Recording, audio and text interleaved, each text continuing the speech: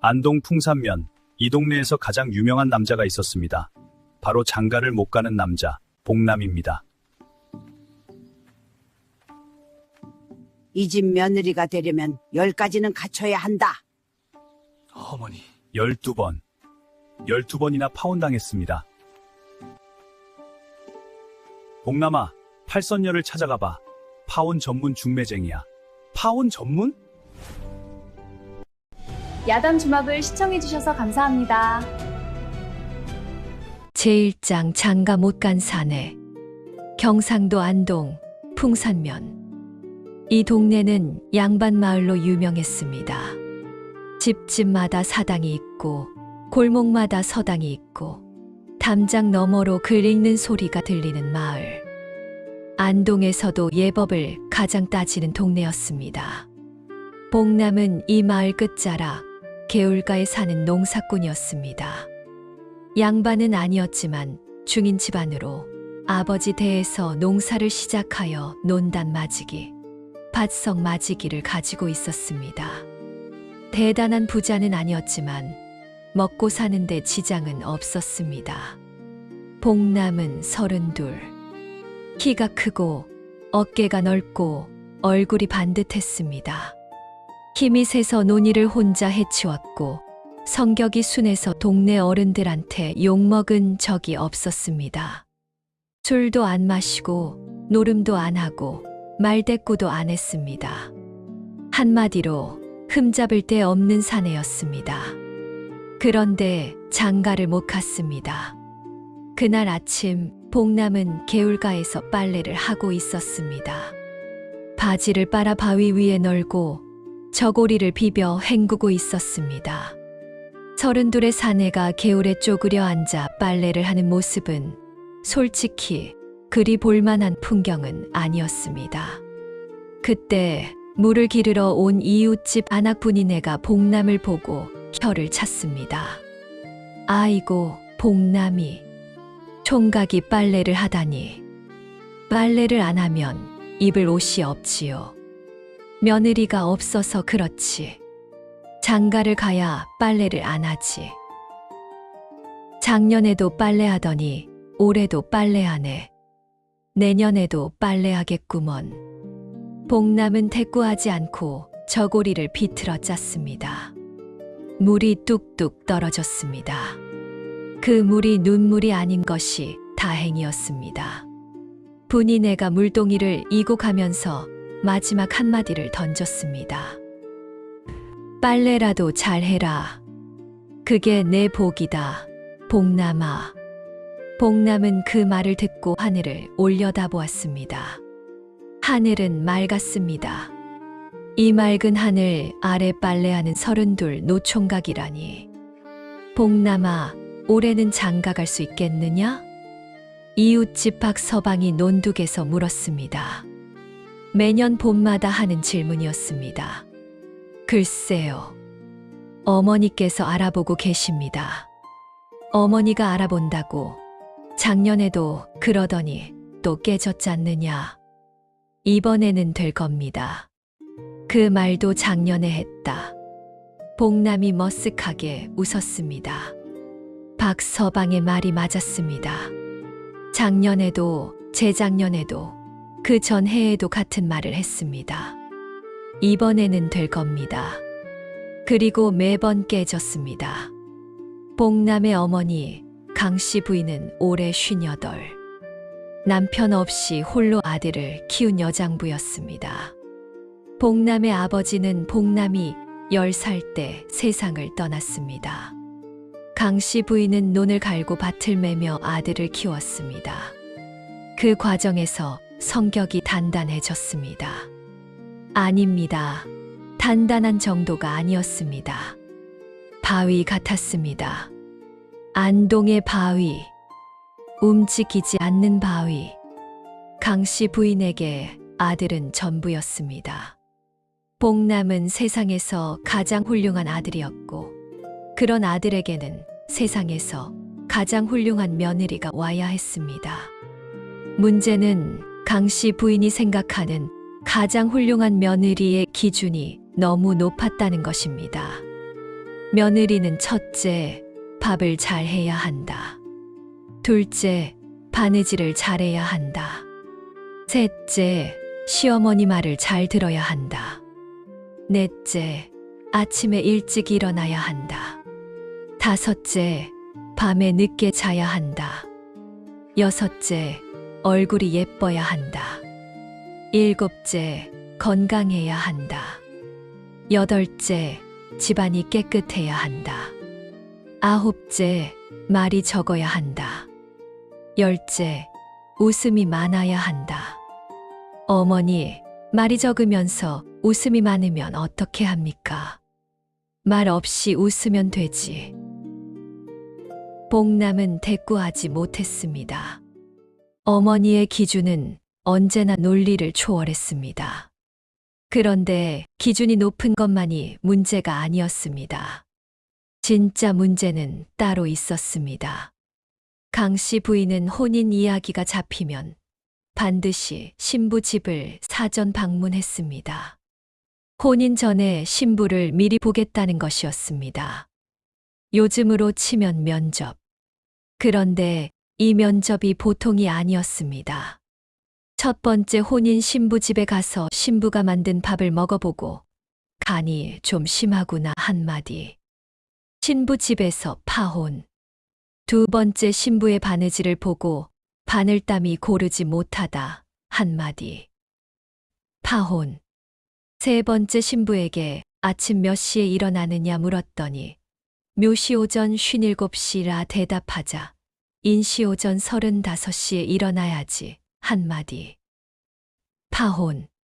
네 번째 신부 집 부엌을 둘러보고 솥이 작다. 큰 솥에 밥을 해야 남편이 배불리 먹는다 한마디. 파혼. 다섯 번째부터는 소문이 퍼졌습니다. 복남인의 어머니가 며느리 고르는 기준이 하늘에 닿는다는 소문. 혼인 이야기를 꺼내면 신부 집에서 먼저 거절하기 시작했습니다. 복남이는 좋은 사내인데 시어머니가 그 시어머니한테 시집가면 3년 안에 늦는다더라. 10가지 기준을 통과한 며느리가 이 세상에 있겠느냐. 복남은 억울했습니다.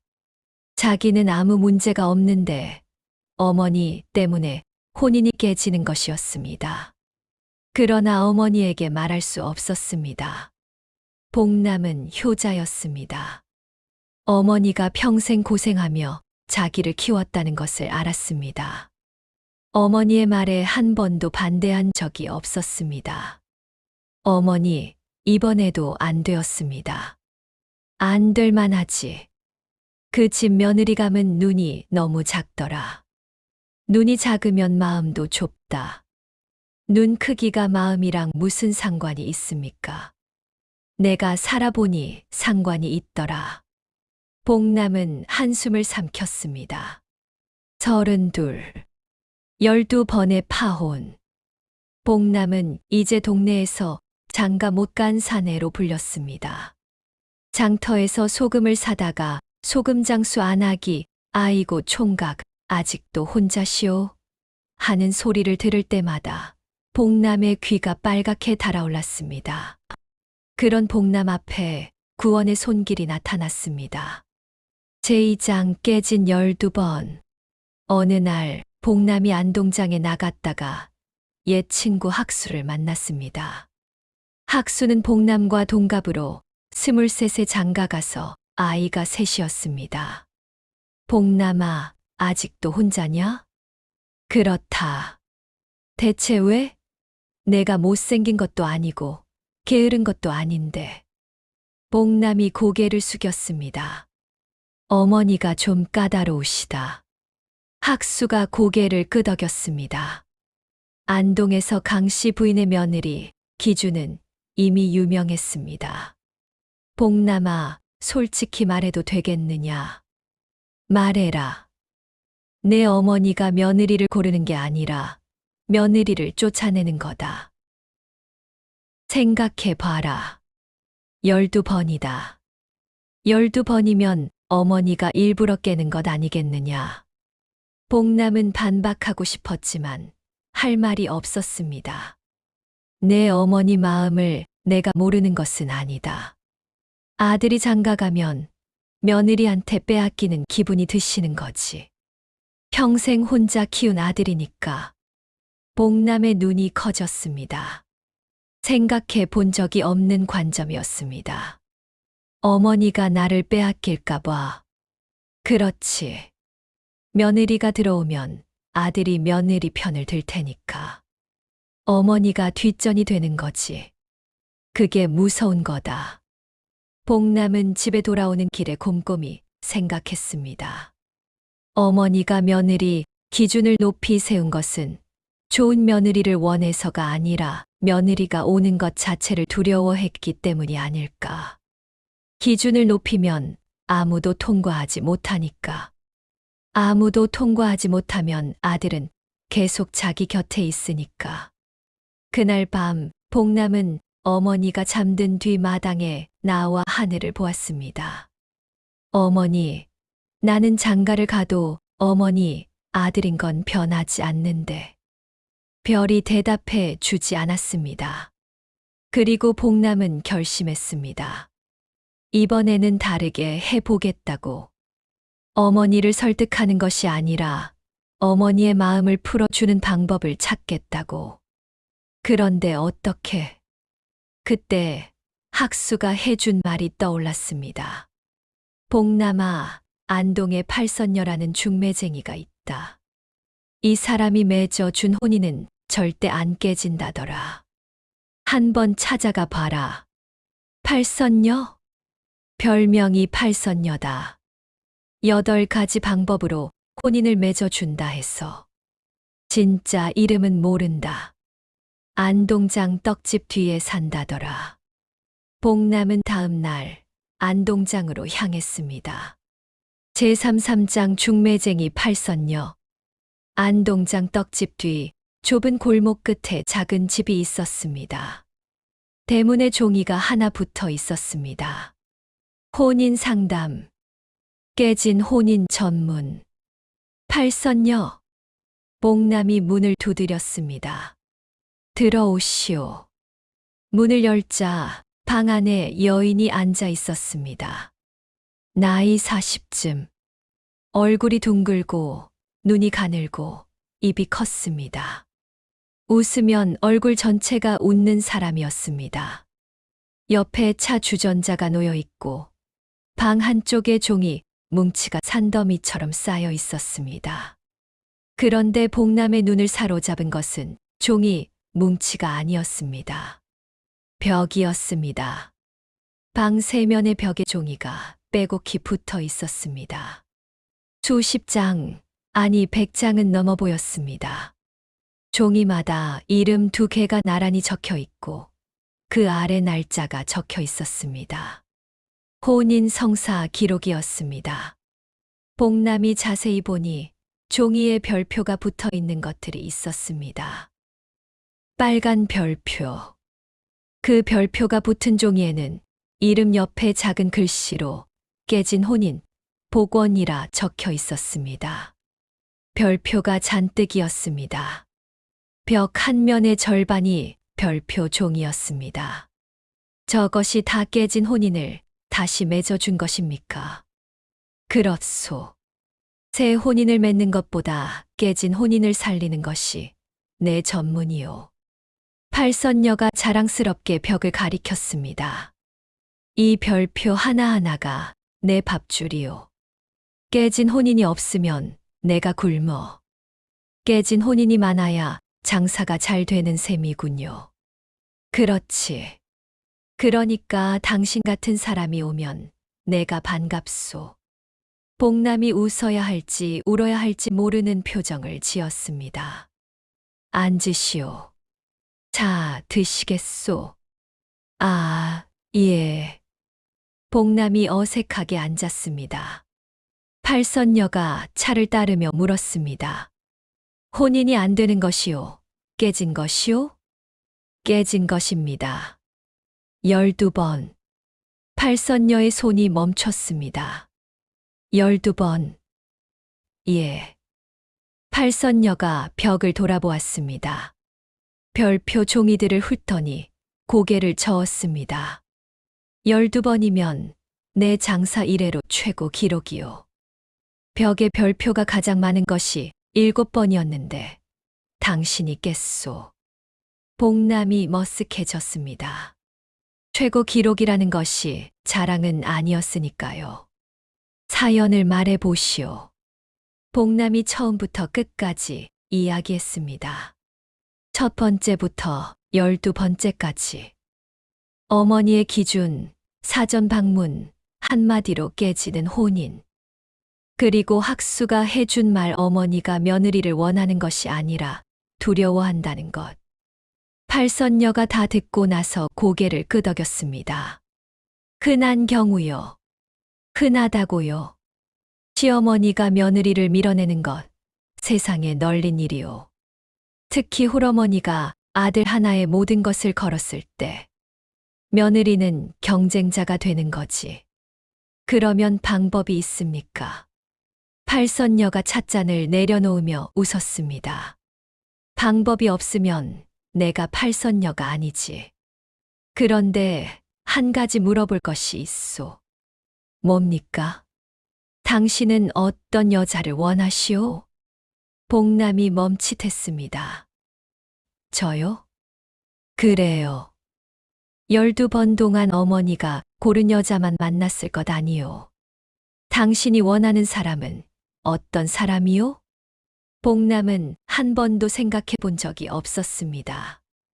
어머니가 골라주는 사람과 혼인하는 것이 당연하다고 생각했으니까요. 글쎄요. 생각해 본 적이 없습니다. 그것이 문제요. 팔선녀가 손가락을 들었습니다.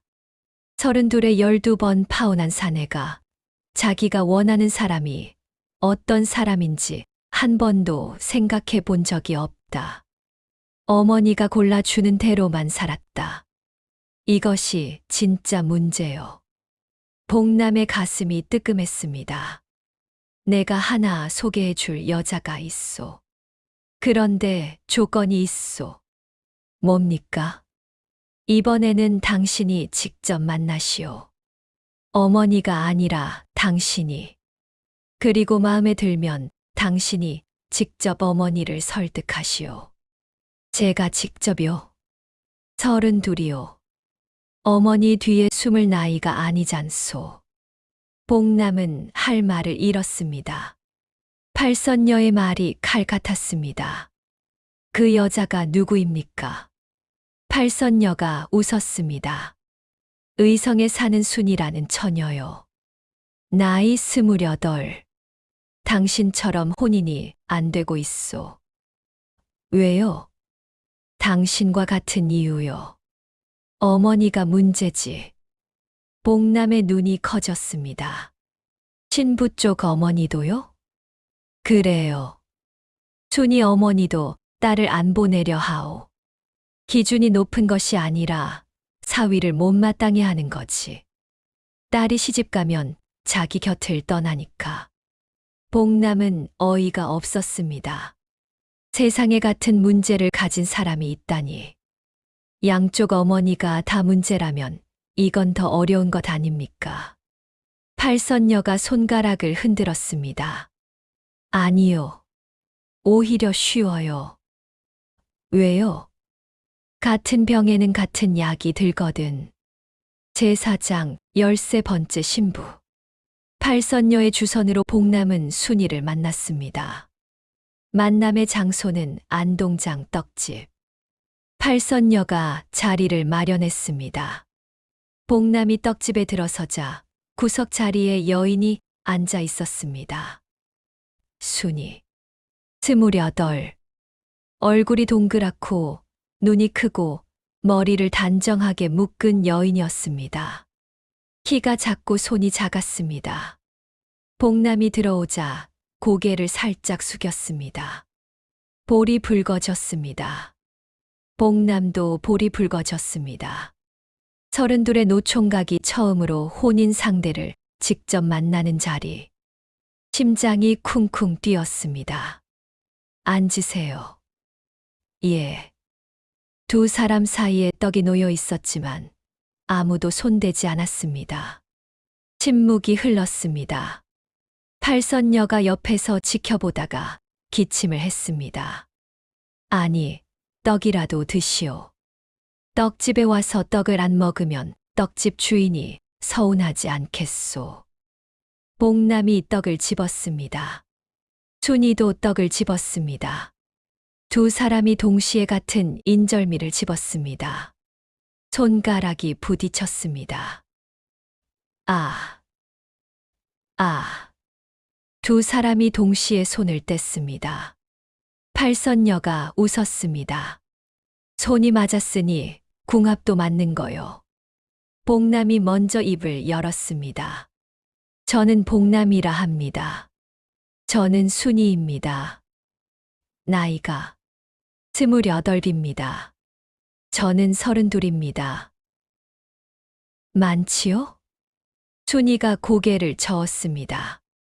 저도 28이면 늦은 편이에요. 복남이 피식 웃었습니다. 순이도 피식 웃었습니다. 같은 처지라는 것이 오히려 편안함을 주었습니다. 혼인이 몇 번 깨지셨습니까? 순이가 조심스럽게 물었습니다. 12번입니다. 순이의 눈이 커졌습니다. 저는 9번이에요. 9번이요? 예. 어머니가 좀 까다로우셔서. 복남이 웃었습니다.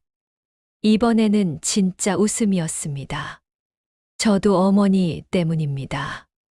정말요? 정말입니다. 두 사람이 서로를 보며 웃었습니다. 같은 상처를 가진 사람들끼리의 웃음이었습니다. 그날 두 사람은 떡을 먹으며 오래 이야기했습니다. 복남은 농사 이야기를 했고 순이는 배 짜는 이야기를 했습니다. 복남은 순이가 말할 때 눈을 반짝이며 듣는 것이 좋았고 순이는 복남이 천천히 생각하며 말하는 것이 좋았습니다. 팔선녀가 옆에서 지켜보다가 고개를 끄덕였습니다. 됐소. 이 두 사람은 맞소. 복남이 집으로 돌아와 어머니에게 말했습니다. 어머니, 제가 혼인 상대를 만났습니다. 강씨 부인의 눈이 가늘어졌습니다. 내가 직접. 예. 의성에 사는 순이라는 처녀입니다. 내가 본 적도 없는 여자를 내가 만났다고? 예.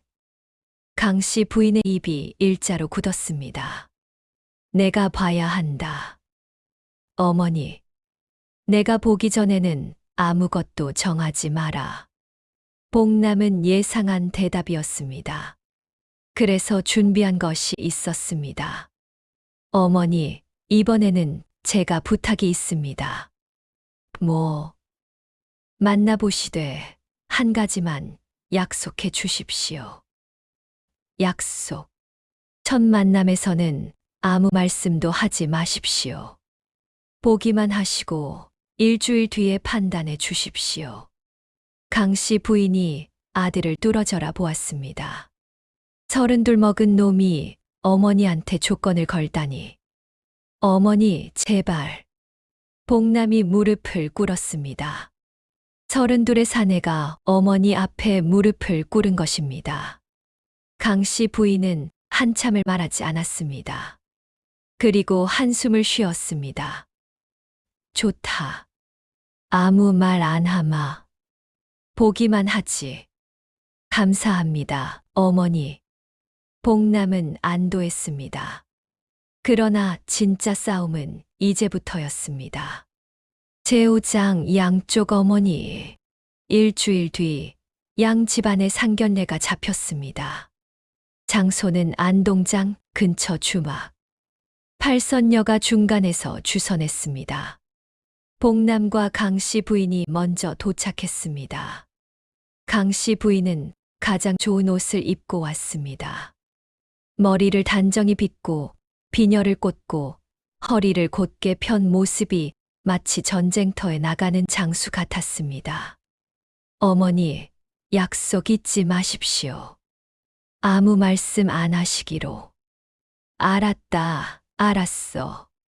잠시 후 순이와 순이 어머니가 들어왔습니다.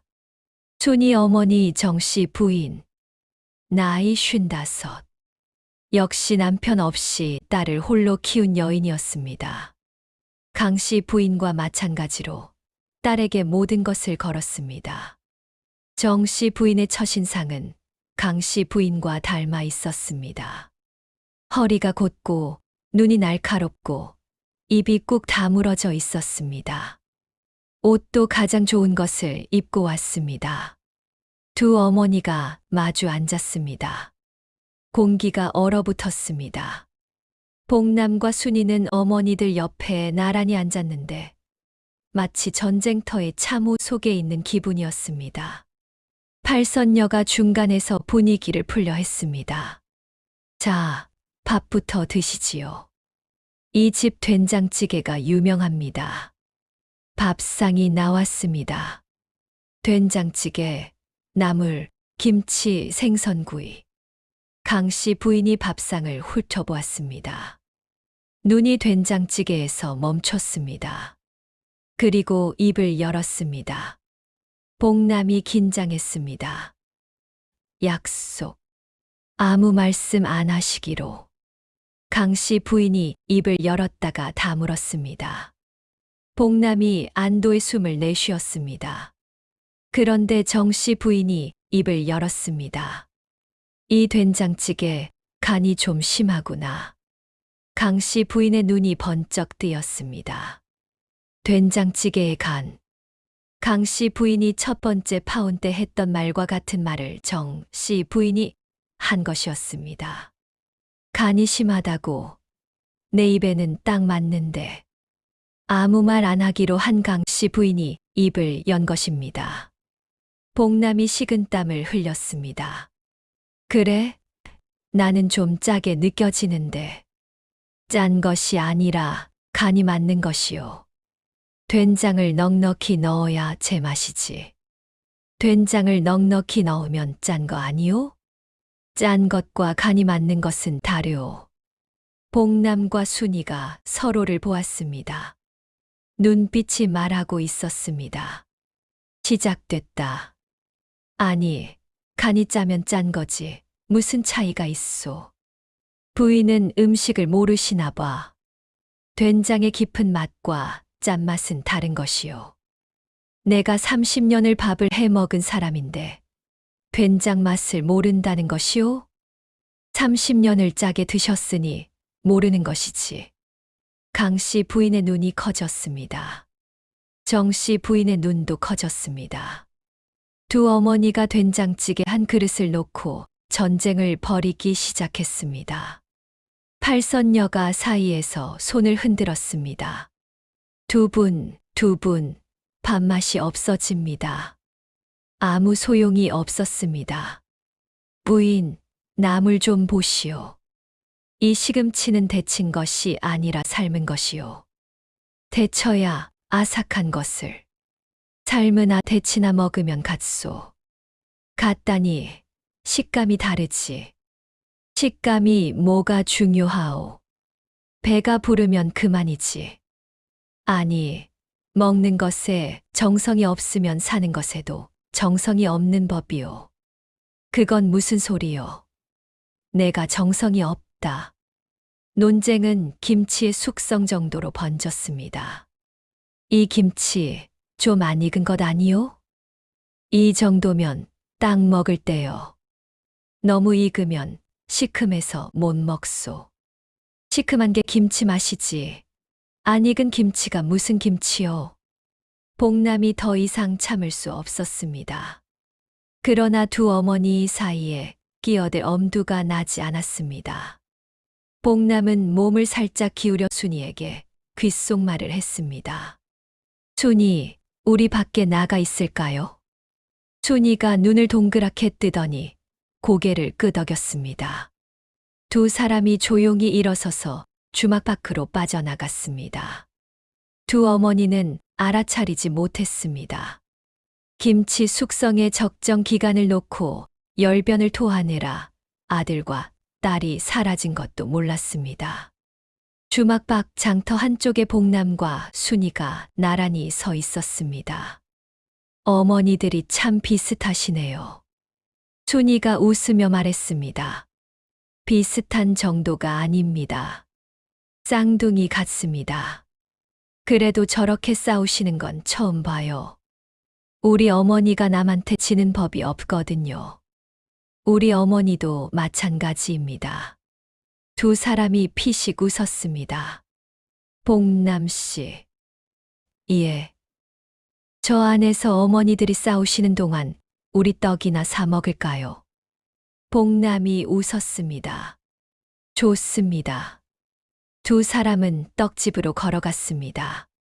어머니들의 전쟁터에서 벗어나 처음으로 둘만의 시간을 가졌습니다. 한참 뒤 주막 안이 조용해졌습니다. 팔선녀가 밖으로 나와 두 사람을 찾았습니다. 여기 있었소. 어머니들이 아들, 딸 없어진 것도 모르고 싸우다가 방금 알아챘소. 난리가 났소. 복남과 순이가 서로를 보며 웃었습니다. 주막으로 돌아가자 두 어머니가 동시에 소리쳤습니다. 어디 갔다 온 것이냐? 두 어머니의 목소리가 겹쳤습니다.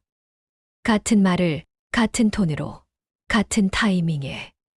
복남과 순이는 대꾸하지 못하고 고개를 숙였습니다. 팔선녀가 뒤에서 웃음을 참고 있었습니다. 논쟁은 마침내 우리 아들, 딸이 얼마나 훌륭한데 상대방이 감히까지 번졌습니다. 우리 복남이는 안동에서 둘째가라면 서러운 일꾼이요. 논단 맞이기를 혼자 해치우는 사내요. 우리 순이는 의성에서 배짜기로 소문난 아이요. 순이가 짠 배는 양반댁에서도 탐을 낸다고. 논을 갈 줄 알아야 먹고 사는 것이지. 배를 짠다고 밥이 나오? 배를 팔면 쌀을 사지. 논만 갈면 배는 어디서 구하오? 팔선녀가 두 손을 들었습니다. 두 분, 제발, 이러면 혼인이고 뭐고 없습니다. 강씨 부인이 일어섰습니다. 이 혼인 안 되겠소. 정씨 부인도 일어섰습니다. 나도 안 되겠소. 두 어머니가 동시에 자리를 떠나려 했습니다. 복남과 순이가 서로를 보았습니다. 순이의 눈에 눈물이 그렁그렁했습니다. 복남의 손이 떨리고 있었습니다. 이대로 13번째도 깨지는 것인가? 그때 복남이 일어섰습니다. 어머니, 강씨 부인이 돌아보았습니다. 어머니, 앉으십시오. 제가 할 말이 있습니다. 복남의 목소리가 평소와 달랐습니다. 떨리고 있었지만 단호했습니다. 32의 사내가 처음으로 어머니 앞에서 자기 목소리를 낸 것이었습니다. 제6장 혼인날의 폭풍. 주막이 조용해졌습니다. 복남이 서 있었습니다. 두 어머니, 순이, 팔선녀 모두 복남을 보고 있었습니다. 어머니. 왜? 어머니가 나를 위해 평생을 고생하신 것 알고 있습니다. 아버지 돌아가시고 혼자 농사 지으시고 혼자 나를 키우신 것. 한 번도 불평 안 하시고 한 번도 힘들다 안 하시고. 강씨 부인의 입술이 떨렸습니다. 그래서 나는 어머니 말에 한 번도 안 했습니다. 어머니가 아니라 하면 아닌 줄 알았습니다. 12번 혼인이 깨져도 어머니 탓을 한 적이 없습니다. 그런데 어머니, 복남이 고개를 숙였습니다. 나는 32입니다. 이제 내가 좋아하는 사람을 어머니에게 말할 수 있어야 하지 않겠습니까? 강씨 부인이 눈을 깜빡였습니다. 좋아하는 사람이라고? 예. 순이가 좋습니다. 순이의 얼굴이 빨갛게 달아올랐습니다. 한 번 만났는데 뭘 안다고 좋다는 것이냐? 한 번 만났지만 알 수 있었습니다.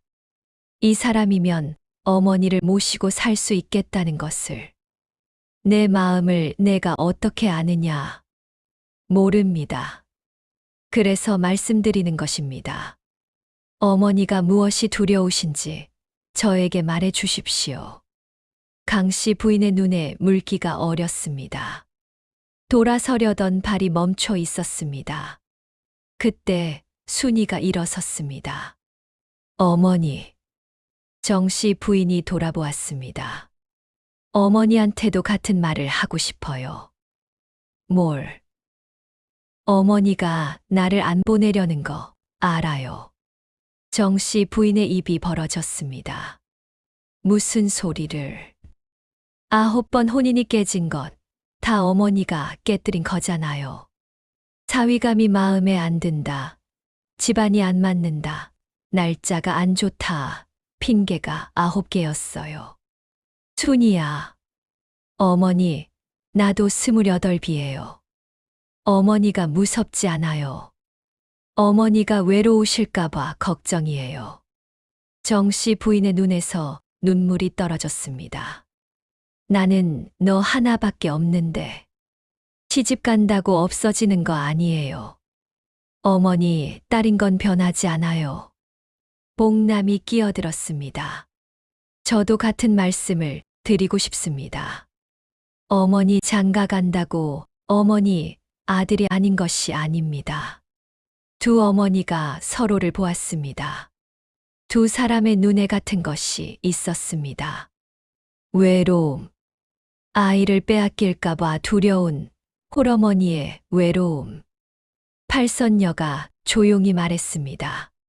두 분, 아이들이 맞는 말을 하고 있소. 잃는 것이 아니라 느는 것이요. 아들 하나가 며느리 하나를 데려오면 식구가 느는 것이고, 딸 하나가 사위 하나를 데려오면 식구가 느는 것이지. 강 씨 부인과 정 씨 부인이 말이 없었습니다. 팔선녀가 웃으며 한마디를 더했습니다. 그리고 두 분 된장찌개 가는 간 보는 사람에 따라 다른 거요. 짠 사람한테는 짜고 싱거운 사람한테는 싱거운 거지. 이거 가지고 싸울 일이 아니잖소. 강 씨 부인이 피식 웃었습니다. 정 씨 부인도 피식 웃었습니다. 좋소. 혼인을 해봅시다. 강 씨 부인이 먼저 말했습니다. 대신 내가 며느리한테 한 가지만 가르치겠소. 된장찌개 간 맞추는 법. 정 씨 부인이 콧방귀를 뀌었습니다. 우리 순이는 이미 잘하오. 그건 내가 먹어보고 판단하겠소. 좋소. 그 대신 사위한테도 한 가지 가르칠 것이 있소. 뭐요? 장모한테 인사하는 법. 복남이 당황했습니다. 인사를 못하는 것은 아닌데요. 안동 사내들은 인사가 짧아. 의성에서는 저를 깊이 하오. 강 씨 부인이 웃었습니다. 그래, 우리 복남이 절은 잘한다. 걱정 마시오. 두 어머니가 처음으로 웃었습니다. 같은 방향으로. 혼인이 잡혔습니다. 13번째 혼인. 그런데 문제는 여기서 끝나지 않았습니다. 혼인 준비가 시작되자 두 어머니의 기싸움이 다시 벌어졌습니다. 예물을 놓고 비단이 너무 얇다, 비단이 너무 두껍다. 잔치 음식을 놓고 떡이 모자란다, 떡이 너무 많다. 날짜를 놓고 이날은 바람이 분다, 바람 불면 어떠냐, 하늘이 무너지느냐. 복남과 순이는 중간에서 왔다 갔다 하느라 다리가 닳을 지경이었습니다. 안동에서 의성까지 40리. 한 달에 10번을 왕복했습니다. 팔선녀가 중재했습니다. 비단은 중간 두께로, 떡은 10시로, 날짜는 바람 안 부는 날로. 모든 것이 중간으로 정해졌습니다. 두 어머니는 불만이었지만 혼인을 깨뜨리지는 않았습니다. 아들과 딸이 서로를 좋아한다는 것을 그 눈빛을 보면 알 수 있었으니까요. 혼인날이 잡혔습니다. 혼인날 아침, 복남은 새 옷을 입고 안동의 집에서 출발했습니다. 가마는 없었습니다. 농사꾼에게 가마를 탈 돈이 어디 있겠습니까? 복남은 말을 빌려 타고 의성으로 향했습니다. 가는 길에 강씨 부인이 옆에서 걸었습니다. 사내가 말을 타고 가면 어머니는 걸어서 따라가는 것이 예법이었지만 복남은 말에서 내렸습니다. 어머니, 같이 타십시오. 무슨 소리냐? 신랑이 어머니와 같이 타느냐? 아무도 안 봅니다. 타십시오. 강씨 부인이 투덜거리면서도 말에 올라탔습니다. 아들이 고삐를 잡고 어머니가 말에 앉아가는 모습이 우스꽝스러웠지만 강씨 부인의 입가에는 웃음이 있었습니다. 복남아. 예, 어머니. 장가 가서도 내 밥은 내가 먹는 거다. 당연하지요. 어머니 밥 말고 누구 밥을 먹겠습니까? 며느리 밥 먹으면 안 된다. 어머니, 그건 좀 농담이다. 복남이 돌아보았습니다. 어머니가 웃고 있었습니다. 농담을 하신 것이었습니다. 복남은 어머니가 농담하는 것을 처음 보았습니다. 의성에 도착했습니다. 순이의 집은 의성의 외곽, 밤나무가 줄 서 있는 마을에 있었습니다. 집 앞에 잔치 준비가 되어 있었습니다. 떡 10시루, 국밥 큰솥, 나물 반찬이 상 위에 올라 있었습니다. 정씨 부인이 대문 앞에서 기다리고 있었습니다. 강씨 부인이 말에서 내렸습니다. 두 어머니가 마주 섰습니다. 잠시 침묵. 정씨 부인이 먼저 입을 열었습니다. 오시느라 고생하셨소. 40, 네 걷는 것쯤이야. 걸었소. 말을 타지 않고? 아들이 고삐를 잡고 걸었소. 나더러 타라 하길래. 정씨 부인의 표정이 묘해졌습니다. 좋은 아들이요. 알면 됐소. 강씨 부인이 피식 웃었습니다. 정씨 부인도 피식 웃었습니다. 혼례가 시작되었습니다. 마당에 초래상이 놓였습니다. 복남이 사모관대를 쓰고 서쪽에 섰고 순이가 족두리를 쓰고 동쪽에 섰습니다. 두 사람이 마주 보았습니다. 복남의 심장이 뛰었습니다. 32의 심장이 처음으로 이 떨림을 위해 뛴다는 것을 알았습니다. 순이의 얼굴이 빨갰습니다. 족두리 아래로 보이는 눈이 반짝거렸습니다. 전할례, 교배례, 합근례, 모든 것이 순서대로 진행되었습니다. 그런데 합근례 신랑 신부가 잔을 나누는 순서에서 사고가 터졌습니다. 복남이 잔을 받아 마시려 하는데 잔이 미끄러졌습니다. 긴장 때문이었습니다. 잔에 담긴 술이 복남의 사모관대 위에 쏟아졌습니다. 아! 마당이 웅성거렸습니다. 강씨 부인이 벌떡 일어섰습니다. 저 손이 내 아들 손이냐? 벌써 떨리냐? 정씨 부인이 옆에서 말했습니다. 신랑이 떨리는 게 당연하지. 안 떨리면 그게 더 이상하오. 강씨 부인이 정씨 부인을 보았습니다. 정씨 부인이 강씨 부인을 보았습니다. 두 어머니의 시선이 마주쳤습니다. 처음으로 싸우는 시선이 아니었습니다. 서로의 마음을 아는 시선이었습니다. 아들이 떨리는 것이 걱정인 어머니, 사위가 떨리는 것이 당연하다고 위로하는 어머니. 강씨 부인이 다시 앉으며 작게 말했습니다. 그래, 떨릴 만도 하지. 순이가 소매에서 수건을 꺼냈습니다. 그리고 복남의 사모관대를 닦아 주었습니다. 괜찮아요. 순이가 작은 목소리로 말했습니다. 술은 마르면 되는 거예요. 복남이 순이를 올려다보았습니다. 순이가 웃고 있었습니다. 보조개가 패인 것이 보였습니다. 마당에 있던 사람들이 웃었습니다. 신부가 벌써 남편 뒤치다꺼리를 하네. 저 부부는 잘 살겠다. 강씨 부인이 그 모습을 보았습니다.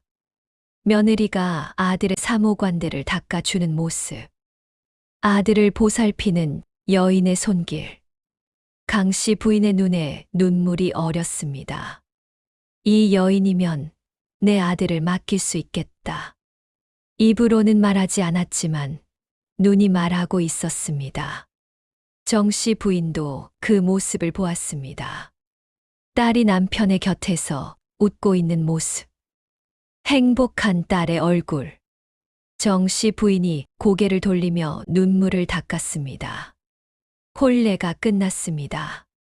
제7장 사랑은 장가보다 어렵다. 잔치가 시작되었습니다. 떡 10시루가 풀렸고 국밥이 돌았고 사람들이 웃고 먹고 마셨습니다. 강씨 부인과 정씨 부인은 상 앞에 나란히 앉았습니다. 정씨 부인이 국밥을 한술 떠 먹더니 말했습니다. 이 국밥 간이 괜찮소. 강씨 부인이 국밥을 한술 떴습니다. 조금 싱겁소. 정씨 부인의 눈이 가늘어졌습니다. 강씨 부인이 피식 웃었습니다. 농담이요. 정씨 부인이 잠시 멈칫하더니 웃었습니다. 당신도 농담을 하시오? 오늘 처음 배웠소. 두 어머니가 웃었습니다. 나란히. 잔치가 끝나고 복남과 순이는 신방에 들었습니다. 안동으로 돌아가기 전 의성에서 사흘을 보내는 것이 예법이었습니다. 신방의 문이 닫혔습니다. 복남이 말했습니다. 13번째에 성공했습니다. 순이가 웃었습니다. 13가 불길한 숫자라던데 우리한테는 운이 좋은 숫자네요. 12번 깨져서 다행입니다. 깨지지 않았으면 순이를 못 만났을 테니. 순이의 얼굴이 빨갛게 달아올랐습니다. 그런 말은 어디서 배웠어요? 아무한테도 안 배웠습니다. 지금 처음 해봤습니다. 순이가 웃었습니다. 복남도 웃었습니다. 사흘 뒤 복남과 순이는 안동으로 돌아왔습니다. 강씨 부인이 대문 앞에서 기다리고 있었습니다. 왔느냐? 예, 어머니. 강씨 부인이 순이를 보았습니다.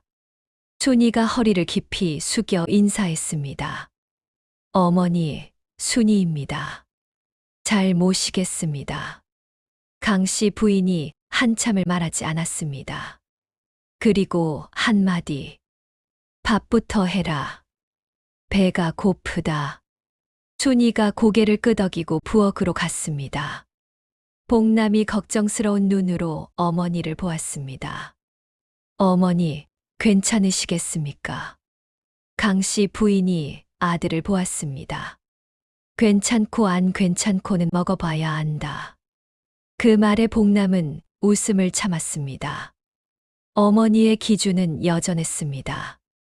모든 것은 먹어봐야 아는 것이었습니다. 순이가 밥을 지었습니다. 된장찌개를 끓이고 나물을 무치고 김치를 꺼내 상을 차렸습니다. 강씨 부인이 된장찌개를 한술 떴습니다. 온 집안이 조용해졌습니다. 복남은 숨을 멈추었습니다. 강씨 부인이 찌개를 입에 넣고 씹었습니다. 한참을 씹었습니다. 삼키고 나서 한참을 말하지 않았습니다. 어머니, 어떻습니까? 어머니?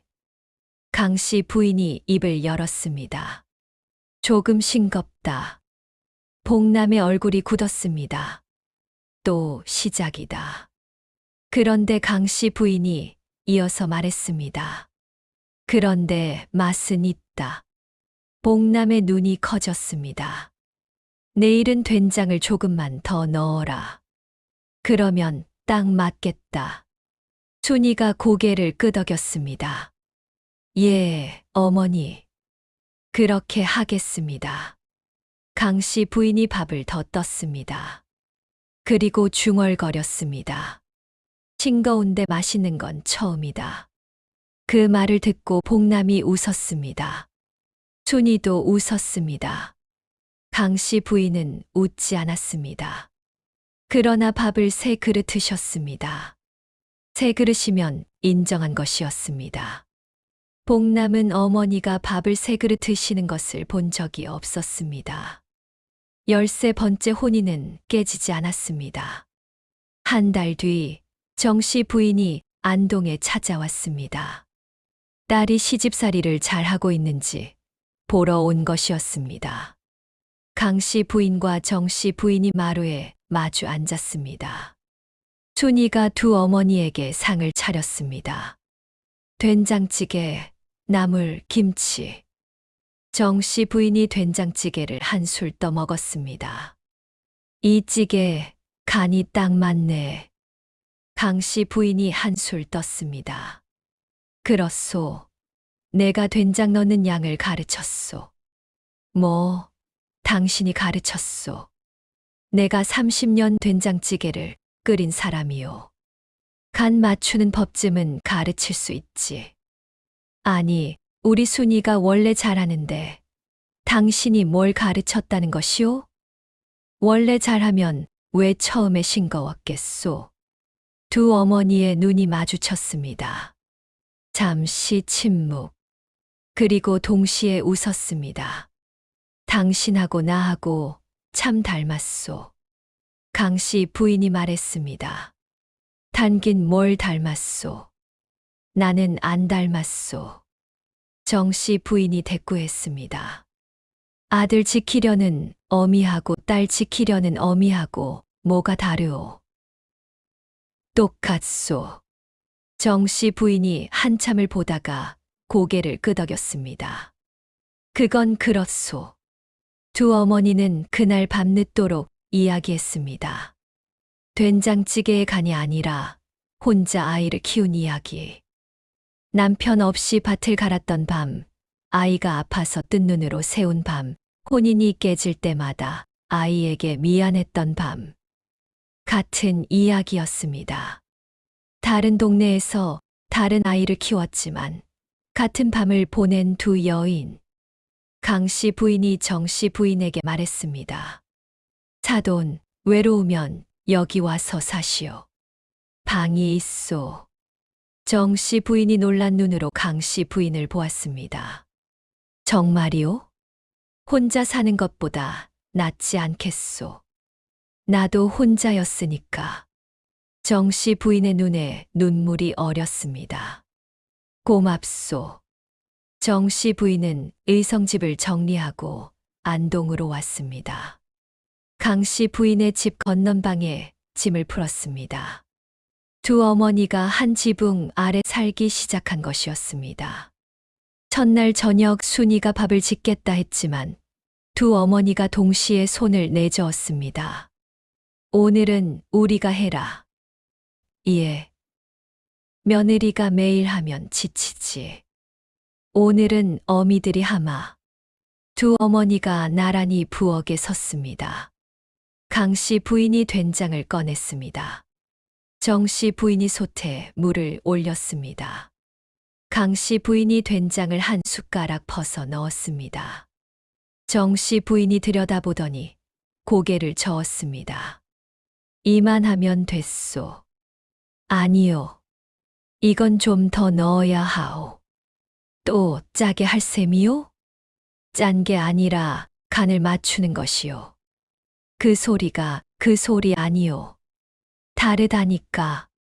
부엌에서 두 어머니의 목소리가 올라갔습니다. 마루에 앉아있던 복남과 순이가 서로를 보았습니다. 순이가 피식 웃었습니다. 또 시작이네요. 복남이 고개를 끄덕이며 웃었습니다. 저 소리가 안 나면 그게 더 이상하지요.